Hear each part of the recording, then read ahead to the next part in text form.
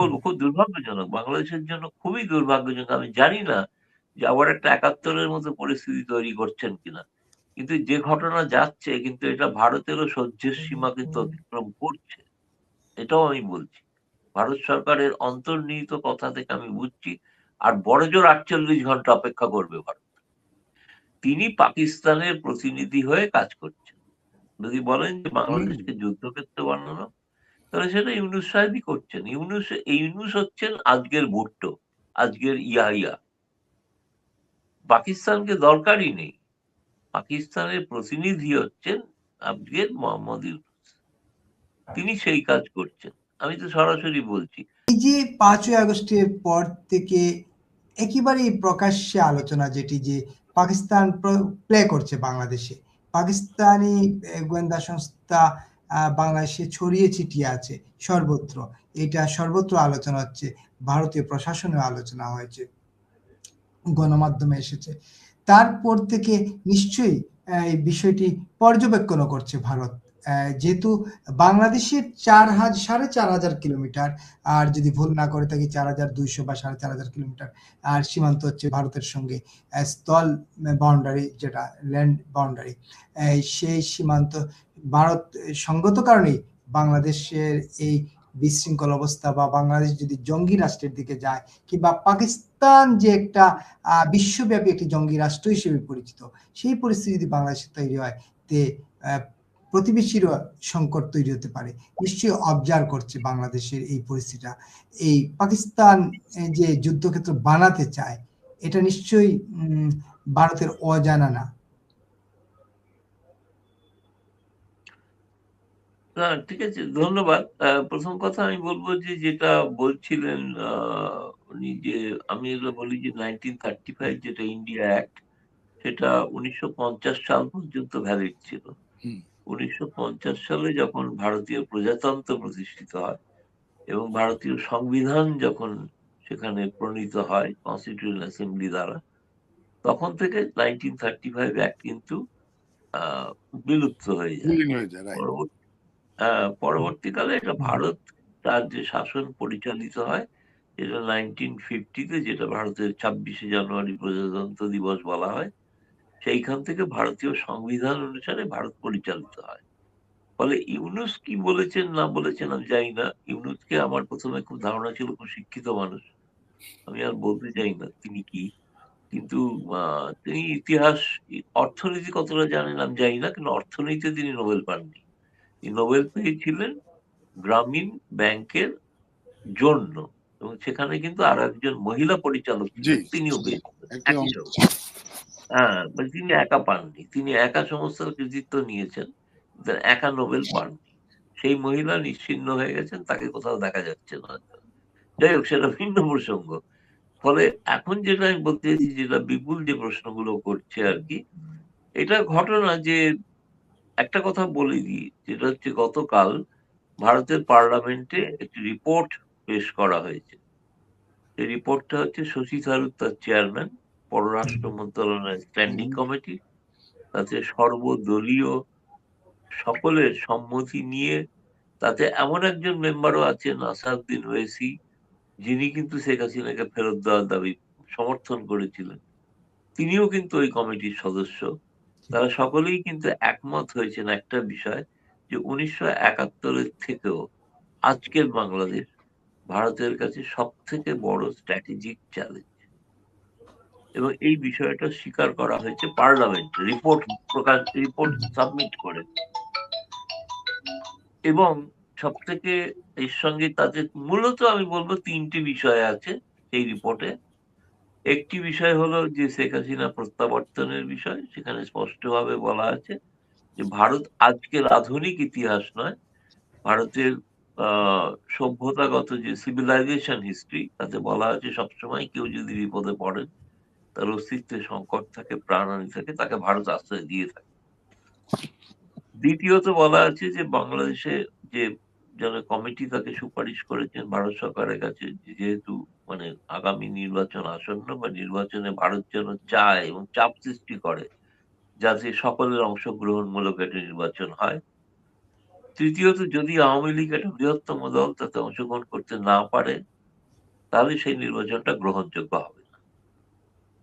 এবং এই পরিপ্রেক্ষিতে রিপোর্টটির পর থেকে কিন্তু আমরা দেখছি বাংলাদেশের রাজনীতিতে নানা ধরনের ঘটনা ঘটতে শুরু করেছে, এবং মূলত ইউনূস সাহেব আমার মতে, যে আপনি যদি কাউকে বলেন, আমরা দূর থেকে যেটা দেখছি, আপনি যদি কাউকে বলেন যে কে এর জন্য দায়ী যা ঘটেছে বাংলাদেশে দুদিনে, আমি বলবো গোটাটা ইউনূস দায়ী। তিনি দায়ী, তিনি করিয়েছেন।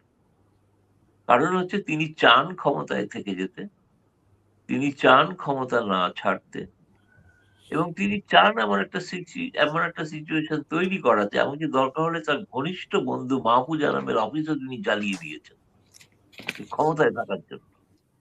তিনি তার সঙ্গে ফোনে কথা বলেছেন, কিন্তু নিন্দা করেন। ফোনে কথা বলেছেন, কিন্তু যারা করেছে ঘটনা তাদেরকে তিনি গ্রেপ্তার করার কথা বলেছেন। ফলে তিনি যে ধরনের মানুষ, সেই মানুষ, তাকে কিন্তু বাংলাদেশের মানুষের চেনা উচিত। এবং তিনি যে কাণ্ড ঘটাচ্ছেন সেটা কিন্তু তার ধারণা কেউ চিনতে পারছেন না, জানতে পারছেন না। তিনি পাকিস্তানের প্রতিনিধি হয়ে কাজ করছেন। যদি বলেন যে বাংলাদেশকে যুদ্ধক্ষেত্র বানানো, তাহলে সেটা ইউনূস সাহেবই করছেন। ইউনূস হচ্ছেন আজকের ভুট্টো, আজকের ইয়াহিয়া। পাকিস্তানকে দরকারই নেই।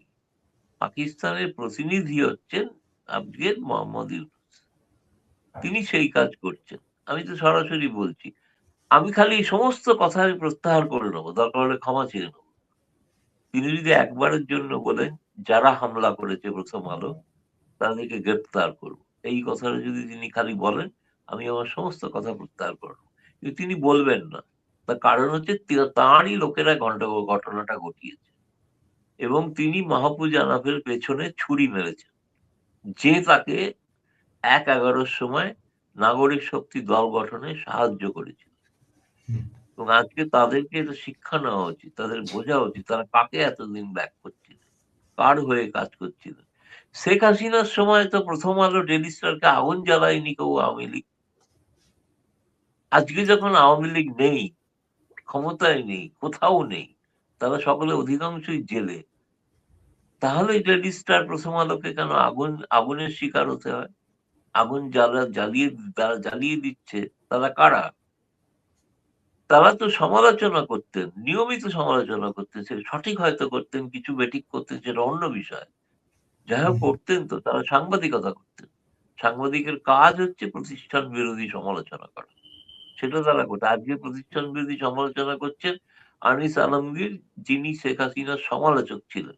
তাকে পর্যন্ত আজকে জেলে নিয়ে যাওয়া হয়েছে। এটা তো মানে, আজকে যারা ফ্যাসিবাদ বলে, ফ্যাসিবাদের দোসর বলে যাকে বলছে, নিজেরা ফ্যাসিবাদী আচরণ করছেন, এটা বুঝতে পারছেন না? আমি কি একদম। বলবো, খুব দুর্ভাগ্যজনক। বাংলাদেশের জন্য খুবই দুর্ভাগ্যজনক। আমি জানি না যে আবার একটা ৭১-এর মতো পরিস্থিতি তৈরি করছেন কিনা। কিন্তু যে ঘটনা যাচ্ছে, কিন্তু এটা ভারতেরও সহ্যের সীমা কিন্তু অতিক্রম করছে। এটাও আমি বলছি। ভারত সরকারের অন্তর্নিহিত কথা থেকে আমি বুঝছি। আর বড়জোর ৪৮ ঘন্টা অপেক্ষা করবে ভারত। সশস্ত্র সামরিক উপায়ে দাঁড়াবে, এটা আমি বলব। একেবারেই কঠিন কথা বললেন। ৪৮ ঘন্টা সময় বেঁধে দিলেন। আবার একটা প্রশ্ন করতেই চাই, যেহেতু ৪৮ ঘন্টা বললেন। ইতিমধ্যে ইসলাম ভাইকে যে প্রশ্নটা করেছিলাম, যে সাবেক তথ্য উপদেষ্টা, সদ্য সাবেক তথ্য উপদেষ্টা, তিনি আজকে বলেছেন যে ভারতের সাথে কূটনৈতিক সম্পর্ক ছিন্ন করতে হবে যতক্ষণ পর্যন্ত হাদির খুনিদেরকে ফেরত না দেওয়া হয়েছে। হাদির খুনিদের ভারত ডেকে নিয়ে গিয়েছে ওইখানে, নাকি হাদির খুনিরা আসলেই ভারত গিয়েছেন? এই তথ্য প্রমাণ কি ভারতের কাছে শো করতে পারলো সরকার, বাংলাদেশের সরকার? আপনার কাছে কি মনে হচ্ছে এই জায়গাটায়, কি মনে হচ্ছে? না, না, প্রথম কথা হচ্ছে যে বাংলাদেশ ভারতের মধ্যে একটা নিরাপত্তাজনিত একটা সহযোগিতামূলক ব্যবস্থা রয়েছে, এবং সেখানে সমরস্তরই রয়েছে।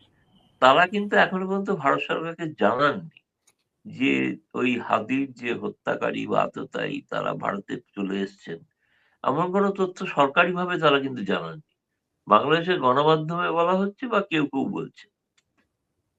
কিন্তু বাংলাদেশের সীমান্ত পেরিয়ে যদি কেউ চলে আসে, তো সীমান্তের যারা প্রহরা দিচ্ছেন, সেই বিজিবি, তারাও কি হাদির হত্যাকারীর সহযোগী? আমার কাছে তো এটাই প্রশ্ন। না তারা যেতে দিলে, তারা সেখানে যেতে দিলেন কেন তাদেরকে? এটাও তো আমার কাছে অদ্ভুত ব্যাপার। সীমান্ত থেকে পেরিয়ে কেউ চলে আসছে, মানে বিজেপি কোনো অস্তিত্ব নেই না? বিজেপি নাকি, বিজেপিও কি ইয়াবা খেয়ে ঘুমাচ্ছে নাকি? আমি তো বুঝতে পারছি না যে সীমান্তে যারা আছেন তারা কি করছেন। তাহলে প্রথম আগে বিজেপির পদত্যাগ দাবি করুন, বিজেপির যিনি প্রধান, যে তিনি কি করে আততায়ীকে ভারতে পালাতে সাহায্য করবেন, তার তো আগে পদত্যাগ করা উচিত, তার পদত্যাগ চাওয়া উচিত। তারপরে তো অন্য প্রসঙ্গ এসছেন কি আসেন। আচ্ছা, বাংলাদেশ সরকার অফিসিয়ালি এখনো মধ্যে ভারতকে কিন্তু জানায়নি, এটা বাংলাদেশের গণমাধ্যম বলছে। এবং আমি একথাই বলছি তো, ক্রমশ ব্যাপারটা ধীরে ধীরে আসলে চাইছেন যেটা ভারতকে প্ররোচিত করতে, যাতে প্ররোচিত করলে ভারতের একটা কোনো ব্যবস্থা নেয়।